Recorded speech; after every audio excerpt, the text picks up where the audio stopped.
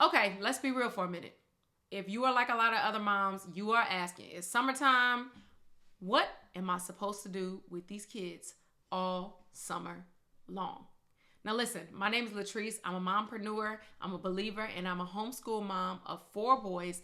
And I too have asked that question before, but I think I kind of figured it out. I think I got it figured out, and I'm not going to gatekeep. I want to share this information with you.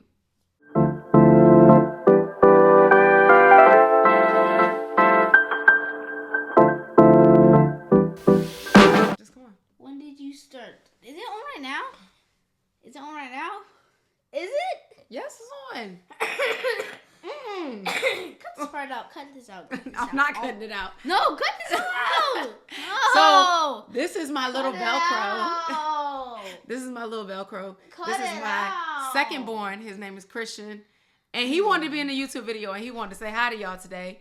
So everybody comment, hi Christian. Now, as I already stated, I am a homeschool mom. I absolutely love homeschool. I'll do another video on another day on the beauty of homeschooling and answer some of your questions that you guys have been sending me in my DMs on Instagram specifically. But we do homeschool year round. This is our first year doing year round homeschool. We take breaks throughout the year often anyway, so it's not a big deal to continue to learn year round. It also helps the children retain and continue to move to the next level a lot faster so they can learn a lot more. We want them to always be learning and fall in love with learning. And so we do school year round. However, during the summer, we don't go as hard. During the summer, we don't go as hard. We only school a few days a week, but we are still learning new stuff, still learning new skills. We have a whole lot of fun. Part of that reason is because their friends who are not homeschooled, which the majority of their friends are not homeschooled.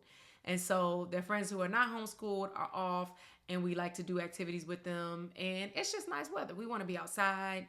We are very active people, and we want to really enjoy the sun while we have it here in our state.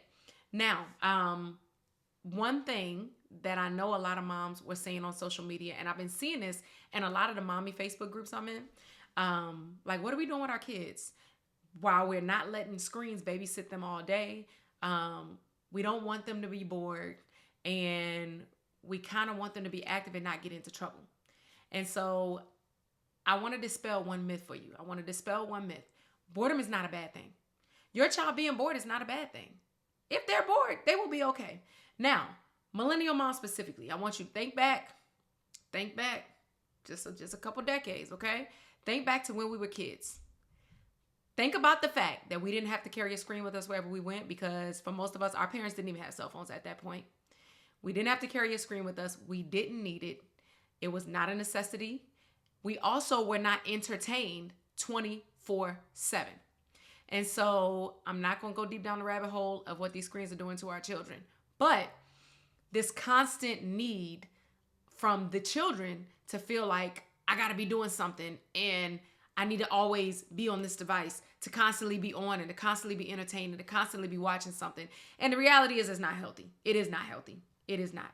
Every time your child gets in the car, they need an iPad. In a restaurant, they need an iPad. And when they're sitting on the couch with their family, they need an iPad. And it's not healthy. It is not healthy. And so a lot of the moms in the mommy Facebook groups were like, what else do I do? Because this is just how my child has been brought up. So what do I do about that? And so, hold on, y'all. There's a child walking into my video. Pause. And I'm back. All right, so a lot of them are wondering what to do. Now, most folks say it's easier for the smaller kids than it is for the older kids. That is true. But I will tell you, my children are 1, 4, 9, and 11. My boys are. And I'm dealing with this at all ages. And so certain things that work for the younger kids don't work as well for the older kids. But I'm going to share with you what has worked for me. I will tell you my husband and I, our philosophy on screens in this house. We do allow our children to have video games. We are not anti-screens. We are not that at all. However, we like for our children to be children's children, like 80s, 90s kids. They do not wear AirPods and headphones on their ears at all times. Like the voice that you hear the most is not anybody else's other than your parents. We also don't allow them to have cell phones. They won't for years and years, even though my son is 11. Absolutely not. There's no reason you need a cell phone. You don't. The reality is you don't need it. It is not a necessity, and it does more harm than good. So we will not be, once you have the phone, the world and the enemy has access to you. And as a good steward, it's my job to protect you from that while we are building your character right here, right now, in this developmental stage of life. And we don't need distractions right now. We need to lock in. We need to focus. We are raising children that are set apart. I was sharing with somebody, I said, if I am not a fan of what everybody else is doing, or excuse me, if I'm not a fan of the results that everybody else is getting, why would I do what everybody else is doing in regards to anything? And that also goes for raising their children. The world does not raise their children how believers raise them. And so because I know what I want, I know that my children, they are a royal priesthood. They are a chosen generation. That's what the Bible calls them.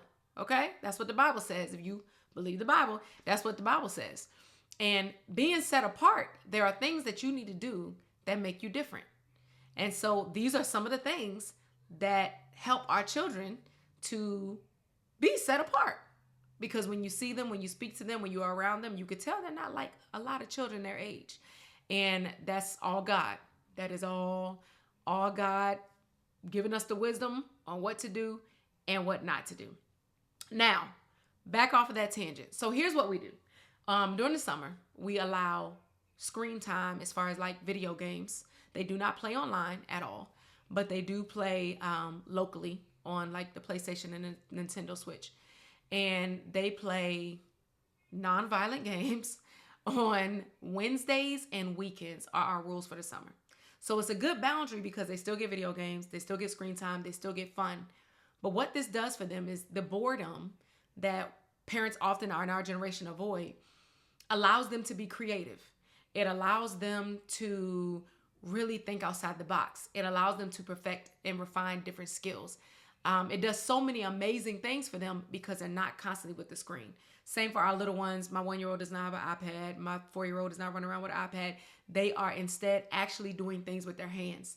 I'm going to just run off some things that are within our system in the house of what we do during the summer. Now, during the summer, again, screen time on Wednesdays and weekends. And then during the school year, we have screen time on weekends only. Friday, Saturday, Sunday, and it's not an all day, hey, you wake up, play games until you go to sleep. No. We still have limits on that. And then if you also want to go back and if you look in my YouTube shorts, you will see a video on, and I'll probably link the video here somewhere, on the reward system we use and how they work for the time that they can buy screen time. Okay? That video connects to this one. You can watch it and you can see what that is. We want to train them to work for stuff. We want to build character, and then don't want them to be just given everything just because. Like, we want you to really, really value and build great character. We want you to value what you do and what you get. So you need to work for some things. And so usually during the week, here are some of the things that are included in our system and in our rhythm of what we do. Now, I give them a schedule. I do give them a schedule, just a light schedule. It's not militant.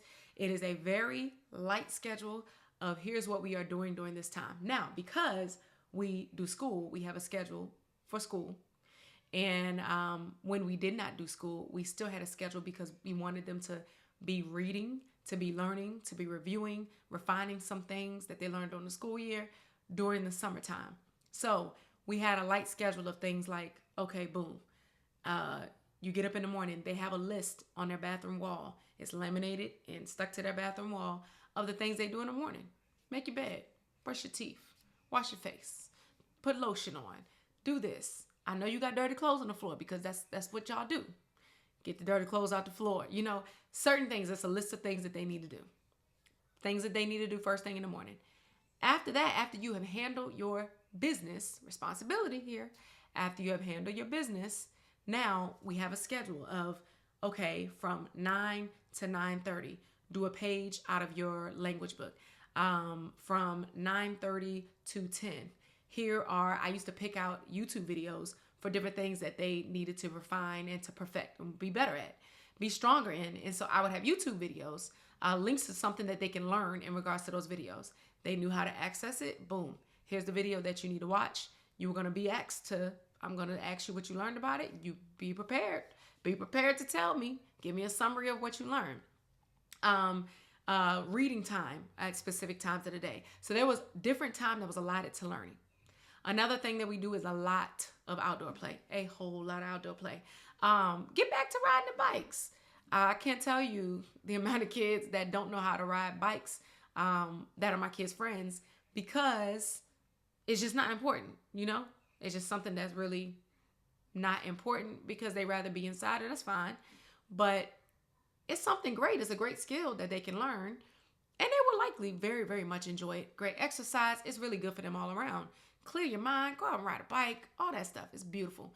And so riding bikes, I always keep I have a rack in the garage. I keep it stocked with things like balls. I have a freezer out there with freeze pop. Have at it. Go get a freeze pop. Hoses. Y'all remember good old-fashioned hose? A good old-fashioned hose and some spray and somebody put their thumb in it. The simple things, getting them back to the simple things. We stay stocked up on water balloons. We stay stocked up on bubbles for the smaller ones. We stay stocked up on street chalk, bubble machine, bubble gun, hula hoops. They have the skippets are back. They got skippets, a tee so they can throw the baseball. We have a basketball hoop outside. They play on a basketball hoop. We have soccer goals that I ordered for super cheap, less than $20 for 2 soccer goals from Amazon. Just enough stuff for them to be outside having activities. They literally make up games with their friends. They done started a bike club with their friends, and they all just ride around the block, riding their bikes together, going to each other's houses, getting everybody in, riding bikes. Just being creative and fully being kids. Not being sucked into a screen, not worried about who's online, not worried about adult business or being grown and older than they should be acting, but really just enjoying your childhood and being free. Going out in the grass, running around, having a good old time. During the summertime, sometimes at nights, what I'll do is I go to Dollar Tree, I get glow sticks. You don't have to have a huge budget to have a fun, enjoyable summer. I get glow sticks, and we'll sit outside with glow sticks for the longest in the dark. And we'll do stuff like everybody sits in the garage, and we do it with the kids in the neighborhood. Somebody goes around the yard and hides glow sticks in different places in the yard. Everybody's waiting in the garage. They come back and say, on your mark, set, go. The kids run and find as many glow sticks. Who can get the most glow sticks? We remix that game and do so many things with glow sticks and have a ball. We do Nerf gun wars. We have a big bin in the garage full of Nerf guns and Nerf bullets. Nerf gun wars. We plan specific days where we do water play and all the kids come. And we just have big pools and bins full of water, and they just have water fights for hours and hours on end. Simple stuff that does not require a huge budget, but it's amazing. I'll sit in the garage. Y'all know I gotta work sometimes. So I sit in the garage. I'll sit in there with the fan going and my laptop, music playing, get to work, and the kids just run around the yard and have a good old 80s, 90s kids time, okay? Another resource. Summer Bridge. There are these books on Amazon called Summer Bridge books, and depending on the grade, you can get one based on your child's grade, whatever grade they're leaving and going to, and having them do a page a day, just keep them sharp. Those are really, really great books. A couple apps that I like. Adventure Academy is great for the older kids. It's like the older version of ABC Mouse. I think it's the same company, I believe. And then ABC Mouse is for children 8 and under. Great because you can create things based on what they need to learn. I also like the Osmo, O-S-M-O, on Amazon. You can buy it from Amazon, and you can get different games that hook to their iPad, and those are great learning games. We do have an Osmo with a lot of different games, things that they can learn. They even have coding and things like that. There are also free coding sites online. Coding sites online for the older kids. Typing.com. Outschool, OUTSCHOOL.com. Outschool.com is wonderful for finding classes that your child may want. Maybe they want to learn something new. They want to learn French this summer. There's classes on there, educators on there offering classes that are very inexpensive and affordable. Maybe they need to do better at multiplication and division. I had one of my sons in multiplication and division boot camp on Outschool last summer. Wonderful resource. Great way for you to keep them active. Also, look at sports camps. There are lots of paid and free camps in your local area that you can look up. Look up events and places that you can take them to. Eventful.com, Eventbrite. Look at Facebook events. Constantly look in there. Join local mommy Facebook groups, and you'll find events that you can take them to not pack your schedule and put too much pressure on yourself because you got a lot on your plate already. But it's enough to where they will stay active and they will have stuff to do. They'll make friends. You guys can enjoy this. And I want you to remember, we don't get to have these kids in our homes forever. It is a privilege and it is an honor. I see it as an honor for me to be able to have these children in my house and for me to be able to raise these kids that God blessed me with. And so being that I have them for a limited amount of summers, because they get older and by 16, sometimes they're working. So they got to work during the summertime and you don't get to enjoy this time with them as much as they get older. And so I want you to be intentional this summer about making sure that this is the best summer ever, but that you aren't stressed out while trying to give them a good time. Okay? You don't blow the budget while trying to give them a good time. And you're not so concerned and putting so much pressure on yourself with them being bored at all times. We also do, like last week, my movie nights I like movie nights with the kids. It's more than just like throw on a movie and watch a movie with them, which is still great. We throw on a movie, watch a movie, but I got the little bins from Dollar Tree and we do different treats in the bins. Candy, popcorn, juice, all that. I print movie tickets, make it a big deal, let them come in, feel like they're at the box office, they get their ticket, they have seating, they go to their seat, they go to the concession stand, they purchase whatever kind of concessions they want in their little bins. Like, it's a whole thing that just makes simple things into an experience that they will always remember. And when they get older, they're going to be like, dang, she was real thoughtful. Like, she took time to do this stuff for us. And I really value that. I really, really value the time that we spent together. Making them feel loved because we absolutely love them. But sometimes we get caught up in the motion and the tosses and turns and storms of life. We get caught up sometimes. But we still want to make sure that they remember that they are a priority and that they are loved and that they are valued. Now, one thing I've seen a couple people doing on social media as well is they've been giving their kids a scripture a week to memorize and to understand and to break it down and really meditate on, and having their children learn the Bible. That is phenomenal. That's phenomenal. In homeschool, we do Bible as one of their core courses, and they do Bible every day. And so I think it's really great that kids who may not have Bible class every day are able to, for the summertime at least, memorize scripture and really get that word in their heart. So I commend the parents who are doing things like that. That is a phenomenal idea. Okay, another thing that has been wonderful for us is we have activity bins. Now, the activity bins are great because it's like one of the, I can't remember the brand with the hard plastic with the drawers. You know what I'm talking about. You've seen it and you had one. Some of y'all had them in your closet growing up. Yep, that one. That's the one. And so those we fill with a lot of different things. What happened to puzzles, y'all? A lot of kids don't do puzzles anymore. Not puzzles on the iPad, not the matching game on the iPad, but it's something different about them using their hands to actually do these things physically. So puzzles have been a thing that my kids have loved. Puzzles, Legos, things like that, as well as a ton of board games. And so we have card and board games. We have a crazy amount of those. We have outdoor games like potato sack race and like cornhole things and all those different types of things that they can play. But in activity bin, we have a bunch of puzzles. We have bins that we have kinetic sand in. The younger kids just love those. Listen, between that and a water table, they are having a ball and they're occupied for hours and hours on end. Kinetic sand bins are in there, as well as Play-Doh things and art and crafts books and so many different things. Just Google what non-screen activities can you put in an activity bin.